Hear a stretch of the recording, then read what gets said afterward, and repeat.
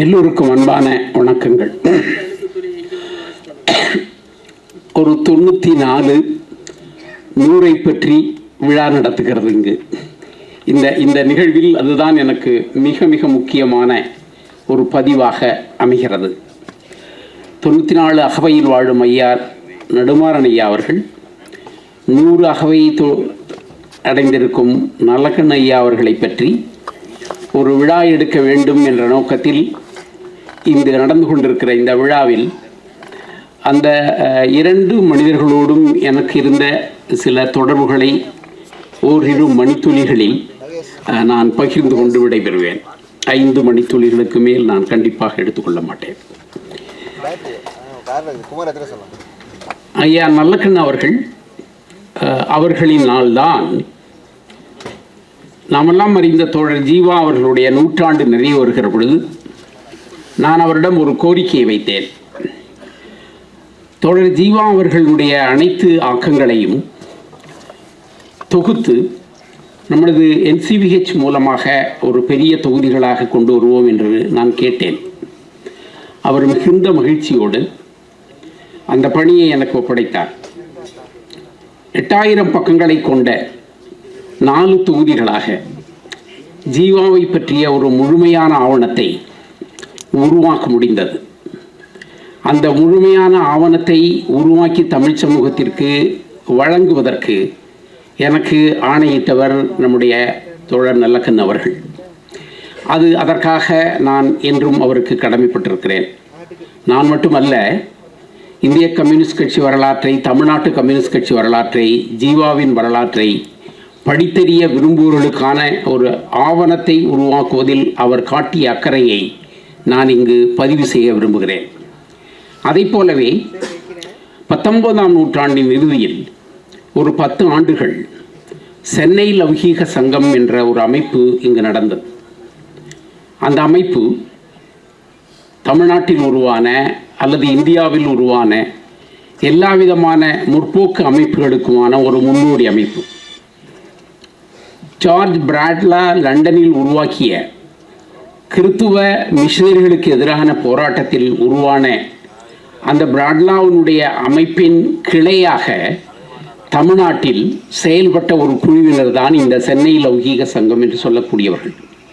அவர்கள் அன்றைக்கே ஜாதி ஒழிப்புக்கு எதிராக, பெண் அடிமைக்கு எதிராக, கடவுள் வழிபாடு, கடவுள் மூலமாக பரப்பப்படும் மூட நம்பிக்கைகள், இவற்றுக்கு எல்லாம் எதிராக செயல்பட்ட ஒரு குழுவினர் தான் இந்த குழுவினர். தத்துவ விவேசினி, திங்கர் என்ற பத்திரிகைகள் எல்லாம் அவர்கள் நடத்தினார்கள். அந்த அமைப்பு தமிழ் சமூக வரலாற்றில் அறியப்படாமல் இருந்ததை ஏதோ ஒரு வாய்ப்பின் மூலமாக அந்த பத்திரிகைகளை ஆவணப்படுத்தக்கூடிய வாய்ப்பு எனக்கு கிடைத்தது. அவை 6 தொகுதிகளாக ஒரு 7500 பக்கங்களில் NCVH நிறுவனம் மூலமாக வெளியிடுவதற்கு மூலமாக இருந்தவரும் தோழர் நல்லக்கண் என்பதை நான் இங்கு பதிவு செய்து கொள்ள விரும்புகிறேன். இப்படி எங்களை போன்று வேலை செய்யக்கூடியவர்கள் மீது அன்பும் ஈடுபாடும் கொண்டு எங்களை வளர்த்தெடுப்பதற்கும் ஊக்கம் தருவதற்குமான ஒரு தோழனை நல்லக்கண் என்ற வடிவத்தில் நான் கண்டேன். கடந்த 30 ஆண்டுகளுக்கு மேலாக அவர் தொடர்ச்சியாக என் மீது கொண்டிருக்கும் அன்பிற்கும் அது சார்ந்து இப்படியான செயல்களை செய்வதற்கும் உருவான ஒரு கம்யூனிஸ்ட் அந்த தத்துவத்தின் மீதும் அதனுடைய தொடர்ச்சி மீதும் சிறு வயதிலேயே ஈடுபாடு உடையவனாக வளர்ந்த என்னை போன்றவர்களுக்கு தோழர் நல்லக்கண் ஐயா அவர்கள் இன்றைக்கு மிகப்பெரிய உந்து சக்தியாகவும் இப்படியான சில நல்ல வேலைகளை செய்வதற்கு அடிப்படையாகவும் அமைந்தார்.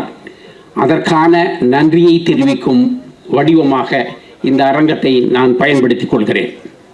அதை போலவே நம்முடைய ஐயா பழ நெடுமாறன் ஏறக்குறைய இந்திய தேசிய இயக்கத்தில் காங்கிரஸ்குள் ஒரு சோசலிச மனப்பான்மை உள்ள நேரு சோசலிசம் என்று சொல்லுவார்கள்.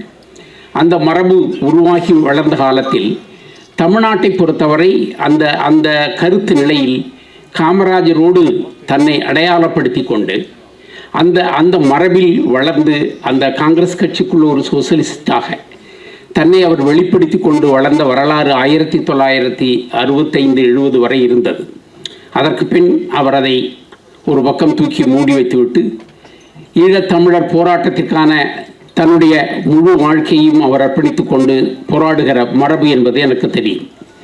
அவர் ஒரு 2 வேலை செய்திருக்கிறார், நீங்கள் அதை தெரிந்து கொள்ள வேண்டும். அது தொடர்பாகத்தான் அவர் மீதும் எனக்கு ஈடுபாடு ஏற்பட்டது. ஒன்று, சோவியத் யூனியனுக்கும் இந்திய அமைப்பிற்கும் இந்திய அரசியலுக்கும் என்ன உறவு, என்ன நட்புறவு. நேரு அவர்கள் சோவியத் யூனியன் மீது எவ்விதமான ஈடுபாடு கொண்டு இருந்தார், சோவியத் யூனியனை இந்தியர்கள் எப்படி புரிந்து கொண்டார்கள், அது எப்படி வளர்ந்தது என்பது பற்றியான அவர்கள் உருவாக்கி இருக்கிற ஏறக்குறைய ஒரு 800 பக்கத்திற்கான அந்த ஆவண நூல் மிக மிக முக்கியமான நூல். ஐயா அது உருவாக்குகிற காலத்தில் நான் அது பற்றி அவரோடு உரையாடக்கூடிய வாய்ப்பும் எனக்கு கிடைத்தது. அதை போல ஐயா உருவாக்கியிருக்கிற இன்னொரு மிக முக்கியமான நூல் உருவான இந்திய பாசிசமும் உருவாகாத இந்திய தேசியமும் என்று சொல்லக்கூடிய ஒரு மிக முக்கியமான நூல். இந்த பாசிசம் எப்படி இந்தியாவில் உருவாகி இருக்கிறது என்பது பற்றியான மிக விரிவான தரவுகளை வைத்து அவர் செய்திருக்கிற ஆராய்ச்சி என்பது மிக முக்கியமானது. அந்த நூலுக்கான அந்த சுட்டி என்று சொல்லக்கூடிய இண்டெக்ஸ் தயாரிக்கக்கூடிய அரிய வாய்ப்பை ஐயாவின் மூலமாக நான் பெற்றேன். இப்படி ஒரு அறிவுபூர்வமான தளத்தில், சமூக வரலாறு சார்ந்த தளத்தில், கம்யூனிசம் மார்க்சிசம் என்று சொல்லக்கூடிய, சோசலிசம் என்று சொல்லக்கூடிய தத்துவார்த்த மரபுகள் சார்ந்த தளத்தில் வாழ்ந்து கொண்டிருக்கிற 94ம் 100ம் நமக்கு மிகப்பெரிய உந்து சக்தி. இந்த உந்து சக்தியை கொண்டாடுவதற்கிற விழாவில் பங்கேற்பதில் நான் பெரிதும் மகிழ்கிறேன். இறுதியாக ஒரே செய்தி, இந்த 2 மனிதர்களும் என்னை ஒரு பல்கலைக்கழகத்தில் துணைவேந்தராக ஆக்கிவிட வேண்டும் என்று அவர்கள் எடுத்துக்கொண்ட முயற்சி மிக அரிது. நான் அவர்களிடம் போய் கேட்கவில்லை. ஆனால் ஐயா நல்லக்கண்ணு அவர்கள் எங்கேயோ ஒரு அரசியல்வாதி வீட்டிற்கு என்னை கூட்டி சென்ற அந்த நிகழ்வுகளை நான் நினைத்து பார்க்கிறேன். எதற்காக இந்த மனிதர்கள் எனக்காக இப்படி இவ்வளவு அக்கறைப்பட வேண்டும்? அதை போல தொடர்ந்து பார்க்கிற பொழுதெல்லாம் அந்த பதவிக்கு நீங்கள் வர வேண்டும் என்று சொல்லி நெடுமாறன் ஐயா பேசிக்கொண்டிருக்கிற நிகழ்வும் எனக்கு தெரியும். இப்படி ஒரு நேர்மையாக கல்வி புலத்தில் செயல்படக்கூடிய, நிறைய செய்திகளோடு வளர்ந்து வரக்கூடிய இளைஞர்களாக இருக்கக்கூடியவர்களை, கல்வி புலத்தில் செயல்படக்கூடியவர்கள் என்பவர்களை அவர்கள் இந்த 2 மனிதர்களும் இனம் கண்டு எனக்காக அவர்கள் எடுத்துக்கொண்ட முயற்சிகளுக்கு நன்றி சொல்ல போலிருக்கும் இந்த மேடையை நான் பயன்படுத்திக் கொள்கிறேன். நன்றி, வணக்கம்.